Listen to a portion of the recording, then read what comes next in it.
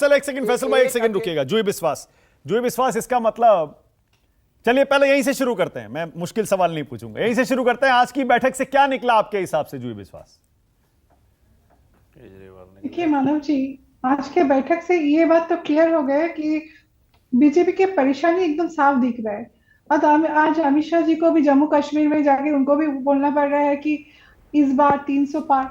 बंगाल में भी चुनाव से पहले 2021 में बोला था इस बार 200 पार, लेकिन मिला था 77 सीट। 100 का आंकड़ा भी वो तैयार नहीं कर पाए। आज ये परेशानी बीजेपी को क्यों हो रहा है? अगर वो इतना कॉन्फिडेंट है, मोदी उनके प्रधानमंत्री का चेहरा है, तो विपक्षी जोट में उनको तो डर क्यों लग रहा है? हमको तो अच्छा लग रहा है कि वो डर रहा है। लेकिन आज के जो आज के बैठक हुआ है, ये बहुत ही महत्वपूर्ण बैठक हुआ है। दीदी ने साफ साफ इस बैठक से बोले हैं कि देखिए हम लोग एक साथ है, साथ मिलके रहेंगे। ये जो तानाशाही गवर्नमेंट चल रहा है बीजेपी के जो पार्लियामेंट में भी बोलने नहीं देते हैं, पार्लियामेंट में आवाज नहीं उठाने देते हैं। आज आप कहाँ पे प्रोटेस्ट करेंगे? मीडिया सब बिखे हुए हैं। तो आज ये डेमोक्रेसी के जितने भी तरीके हैं, इन्होंने सबको खरीद लिया है। सेंट्रल एजेंसी के लिए काम कर रहे हैं, कभी सीबीआई, कभी ईडी, सब विपक्षी नेता के घर भेज दिया जाता है। मतलब आप कह रहे हैं सारे नेताओं का एक साथ आना, बैठना और प्रेस कॉन्फ्रेंस करना भी एक बड़ी बात है? एकदम बहुत जरूरी था। और मेरे ख्याल से ये प्रधानमंत्री चेहरा के बहस में अभी हम लोगों को नहीं पढ़ना चाहिए। जब तक अगले बैठक होगा शिमला में, तो धीरे धीरे ये क्लियर हो जाएगा। और भी बहुत सारे लोग आएंगे, बहुत सारे दल सामने आएंगे, एक साथ अच्छा एक बात बताइए, ओके अब मुश्किल सवाल होंगे, ओके जुई विश्वास एक बात बताइए, इस तरह की कोशिश जफर इस्लाम भी कह रहे थे, सही कह रहे थे, बंगाल में हो चुकी, कर्नाटक में हो चुकी और भी कई बार हो चुकी, अभी तक तो एक साथ आए नहीं, एक बार भी नहीं आ पाए, तो इस बार ऐसा क्या अलग है जो एक साथ आ जाएंगे? आज आ गए ना। बैठक में प्रेस कॉन्फ्रेंस करने से जमीनी स्तर पर गठबंधन नहीं हो जाता है, असली मुश्किल तो वही है। मानव जी मैं आप एक बात कहना चाहूंगी कि जो बीजेपी दावा करते थे सबके साथ सबके विकास, हकीकत में हुआ है क्या? हुआ नहीं है। आज जमीनी हकीकत कुछ और है। आज देश के लोग परेशान है, सिर्फ विपक्षी नहीं, आज देश के लोग बोल रहे हैं इतना महंगाई क्यों है, बेरोजगारी क्यों है, इतना जो इन्फ्लेशन रेट क्यों है, इतना एलपीजी फ्यूल प्राइस इतना हाई क्यों है। ये देश की जनता पूछ रहे हैं। मुद्दे पे इलेक्शन होना चाहिए।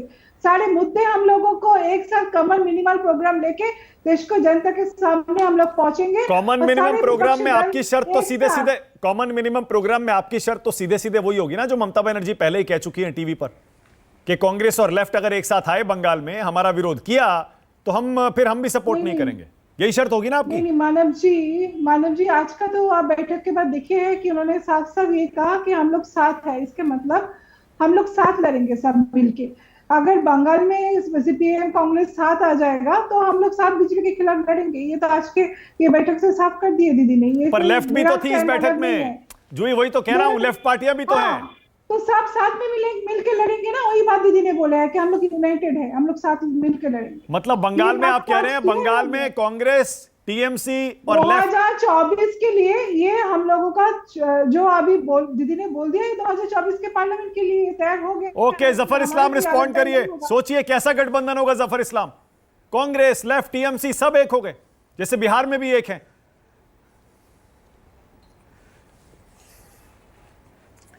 अरे भाई, बहुत मशहूर कहावत है, गले मिलने से दिल नहीं मिलते हैं। इनके दिल तो मिले हुए नहीं हैं। आप ऐसा फोटो आपके लिए, गले मिलते रहिए। अरे दिलों का मिलन पहले चाहिए ना, तभी तो कोई त्याग होगा। यहाँ त्याग देने के लिए तो कोई है ही नहीं। सब तो कुछ ना कुछ प्राप्त करना चाहते हैं कि इस गठबंधन से मुझे क्या फ़ायदा होगा, यही तो बात हो रही है ना।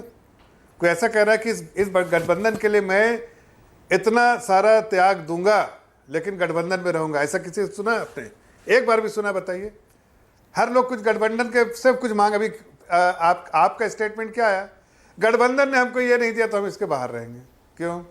इसलिए कि कुछ चाहिए। तो दिल नहीं मिला है, ये तो सिर्फ गले मिलने वाले लोग हैं। अरे पहले दिल मिलाइए तब गठबंधन की बात कीजिएगा।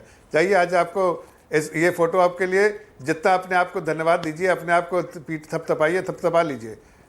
जब 2024 में इलेक्शन होगा तो आपकी जनता आपको राजकुमार भाटी रिस्पॉन्ड सही सलामत घर पे राजकुमार भाटी वही बैठाना फोटो अपॉर्चुनिटी है जैसे पहले भी हो चुकी है। जमीनी स्तर पर क्या करेंगे, कैसे करेंगे? दिल का रास्ता भी यहीं से जाता है जफर भाई। दिल में घुस के तो आपने भी नहीं देखा अभी, भविष्य तो लेकिन जब मिले हैं आपस में तो दिल भी मिलेंगे। लेकिन अमित शाह जी का जो बयान है, आपको मानक जी उसमें हताशा और निराशा दिखाई नहीं देती? कौन से वाले में, 300 वाले में? हाँ, वो कह या रहे हैं राहुल कि- गांधी और नहीं, प्रधानमंत्री 300 उम्मीदवार नरेंद्र मोदी, उन्होंने इनमें कहा से कि- कौन होगा उसमें? हाँ, उन्होंने कहा कि अब की बार 300 पार। हाँ 2019 में क्या नारा था? हाँ अब की बार 400 पार। इसका मतलब 100 सीट कम तो वो भी मान रहे हैं अपनी। जब ये गठबंधन हो गया है, पार्टियां मिल गई, और जब इन्होंने 400 पार का नारा दिया था तब 303 आई थी। कह दिया होगा पिछली बार 300। पिछली बार 400 पार का नारा था, जब 300 आई थी। अब की बार 300 का नारा, 200 आएंगे और 200 आ जाएंगी। तो यही गठबंधन चाहता है कि ना 200 से नीचे रखना भाटी जी, एनडीए को। हाँ बोलिए जफर भाई जल्दी से। भाटी जी मानक नहीं, मुझे भाटी जवाब जी देना कौन है। से सपने में मालूम नहीं। देखिए हमने कहा बात था कहना चाहूंगा। फिर मानक जी, पहले नारा था आपकी बार मोदी सरकार, दूसरी बात था फिर से एक बार मोदी सरकार और प्रचंड बहुमत से जीतेंगे। इस बार कह रहे हैं बार बार मोदी सरकार, समझे ना? बार बार मोदी फिर से कह रहे हैं बार बार मोदी सरकार, 300 से ज्यादा जीतेंगे।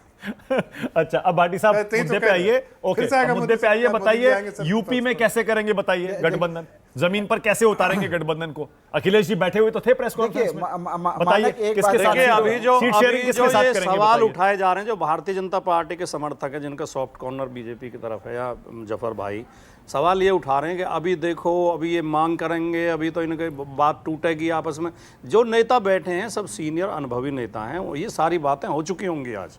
हालांकि हमारे पास अभी सूचना नहीं है क्या बातें अंदर हुई, लेकिन ये सारी मानक बातें तो एक हुई बात होंगी। कहना चाहूंगा। ऐसा थोड़ी है कि ऐसी साथ बैठ के प्रेस कॉन्फ्रेंस कर दी।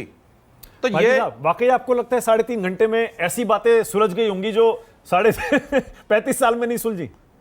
मोटी मोटी बातें हो गई होंगी, एक मा- भूमिका मा- बन मा- गई मानक होगी। एक बात कहना और चाहता हूं। निश्चित तौर पर जब पार्टियों का एजेंडा बनेगा तो सीटों का भी तालमेल हो जाएगा। कोई ओके ज्यादा इसमें हाँ फैसल भाई बोलिए हमसे भी जल्दी से, सुनिए थोड़ा कुछ भाई। जल्दी से आ रहा हूं अतुल, इसके बाद आ रहा हूं। देखिए मानक जी, ये मुझे जो बात बात कर- लोग कह रहे हैं, राजकुमार भाटी जी जो बात कह रहे हैं उसी को आगे बढ़ा रहा हूं कि अभी से हम लोग इस पे क्यों लगे हुए हैं कि दिल मिल रहे हैं या नहीं मिल रहे हैं। आप लोग ये समझ लीजिए कि आज की जो बैठक हुई है उसकी तैयारी कई महीनों से चल रही थी और छोटी छोटे ग्रुप्स में मीटिंग भी हो रही थी, 1-to-1 मीटिंग भी हो रही थी। बहुत सारी बातें इनफॉर्मल मीटिंग्स में तय हो चुकी हैं, उसको अमली जामा पहनाना है। और ये बात भाजपा भी अच्छे से समझ ली, इसलिए ये परेशान हैरान है। ओके। और रहा सवाल ये कि ये अगर हम लोग इनको, जितने लोग आज बैठे हुए थे, ये अगर एक साथ आ जाते हैं तो भाजपा 200 भी पहुंच जाए तो बहुत बड़ी बात ओके, होगी। अतुल लोंढे पाटिल, आपकी स्थिति बारी है। ये बोलिए अतुल भाई, बोलिए। कि पूरे साउथ में साफ है ये, बिहार ऐसा है कि दिल का रास्ता तो हाथ मिलाने से जाता है। नफरत फैलाने वाले हाथ मिलाना दिल मिलाना कैसे बता सकते हैं? वो तो बता ही नहीं पाएंगे मानक भाई।